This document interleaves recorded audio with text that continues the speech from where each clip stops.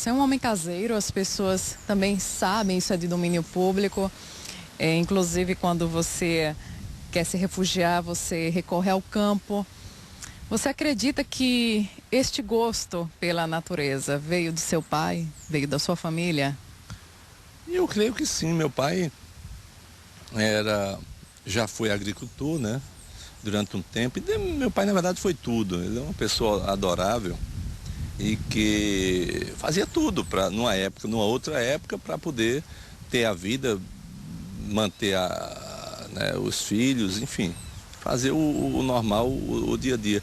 Mas esse gosto, ele não era presente na minha vida. Até 92, 93, eu achava que eu não tinha nenhuma simpatia com essa coisa de ir para o meio do mato, de ter o mosquito batendo na porta, Mas Mas ele te criou desse jeito. Na verdade, eu descobri isso, ou redescobri, porque quando era muito pequeno eu ia. Meu pai tinha uma granjinha aqui no Castelo Branco, bem pequena, que hoje é um loteamento, logo depois do Rio Jaguaribe, do lado esquerdo. Uma granjinha de 3 hectares, 4 hectares. E ele criava umas cabeças de gado, uns 10 vacas, 15 vacas, assim, e vendia o leite. E tinha uma pequena vila, uma vila bem modesta, onde moravam assim, famílias de pessoas também de baixa renda, mas que na verdade eram todas muito amigas, né? Porque moravam há 50 anos, 40 anos, repartiam, dividiam com ele aquele pequeno espaço. E eu dormia lá muitas vezes, né? Dormia para poder tomar aquele leite de 5 horas da manhã tirado da vaca, coisas desse tipo, que são extremamente saudáveis. Mas depois isso passou.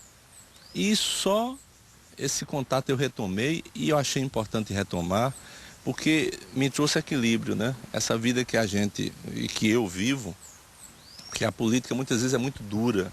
É muito dura porque envolve não apenas verdade, mas envolve muita mentira. O argumento fica um pouco de lado por parte daqueles que não têm argumento, e se tenta construir coisas que não são verdadeiras, levar as pessoas a pensar coisas que não são verdadeiras, se tenta permanentemente desconstruir, talvez por incapacidade de construir, mas se tenta desconstruir pensamentos e ações de quem tem pensamentos e de quem tem ações. Então eu percebi que ali, né, no meio de um sítiozinho de 3 hectares, eu me reequilibrava, e isso foi muito bom. Teve um momento da minha vida, início desse século, 2001, 2002, quer dizer, que isso foi muito importante, porque me trouxe equilíbrio, né? E eu adoro isso. Eu por mim, se eu tiver a possibilidade de ter 3 dias, que eu nunca tenho, né? Nessas últimas décadas eu nunca tive 3 dias, mas se eu tiver a possibilidade de ter 3 dias, para mim é muito bom reequilibrar, ter energia de novo e me voltar também porque eu fico muito exposto para fora, né? Eu fico permanentemente no atendimento e na lógica das outras pessoas, o que é normal, o que é natural. E muitas vezes eu não tenho como me olhar novamente. Eu não tenho como olhar um pouco para mim, né? Então, nesses momentos eu consigo me reequilibrar. Isso é muito bom, me dá fôlego, me dá energia. Bom, para finalizar, para fechar esse ciclo de perguntas, voltando ao tema paternidade, estamos na véspera do Dia dos Pais, mais um Dia dos Pais sem o seu pai, ele é falecido. Que lição você tirou dele, do período da existência que ele teve com vocês? Uma prole numerosa. Meu pai sempre me passou muita proteção, né? Era daquele pai que juntava um monte de filhos, como se diz, uma penca de filhos que tinha. 10? E juntava todo mundo. 10 filhos? 10 filhos, né? E eu tenho mais 8 irmãos, parte de pai, são 18, quer dizer, dos 8, 4 faleceram. Mas então é muita gente, então, e juntava aquilo, e ele queria todo mundo em cima dele, queria todo mundo deitado na cama, aquela coisa de pai mesmo, de família. E ele sempre foi uma pessoa que me passou isso, assim, muita proteção. E para mim, como para qualquer pessoa que goste dos seus pais, foi uma perda muito, muito grande. Ele faleceu em 81, né? Já tem muito tempo, 30 anos que ele faleceu.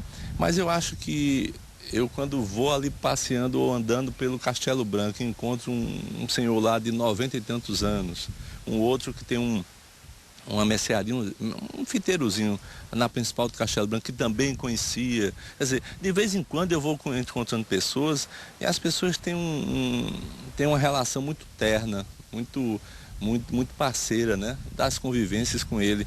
Isso me enche de uma alegria, né? Porque é exatamente o sentimento que eu tenho da vivência que eu tive com o meu pai, né?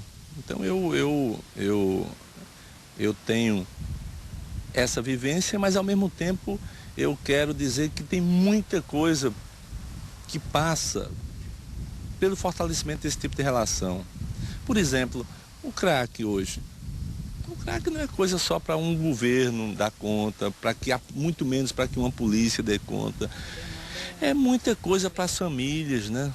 As famílias têm que encontrar uma forma de restabelecer alguns laços, porque tem muitas vezes as coisas estão acontecendo aqui na frente e ninguém está vendo porque está preocupado naturalmente com outras coisas da vida, com outras demandas, com outras necessidades, mas está acontecendo ali, quando a pessoa vai ver já era, né? O filho já foi, sabe, já entrou em outra e infelizmente numa muito violenta.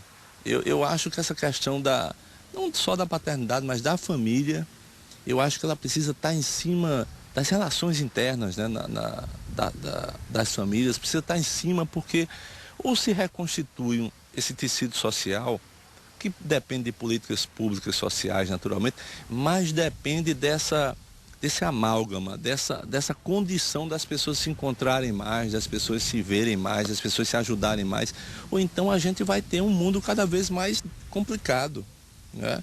E eu acho que o papel dos pais, o papel das famílias aí é muito importante. Tem que olhar um pouco para quem está ao lado, para os filhos que estão ao lado, porque às vezes, por um pouquinho de nada, essas pessoas tomam um rumo inesperado na vida e depois terminam trazendo muito sofrimento para si própria e também para aqueles que fazem parte do seu círculo, seja de amizades ou seja da própria família. É um consenso comum que família é a base. Ok, Ricardo, a gente agradece a sua participação.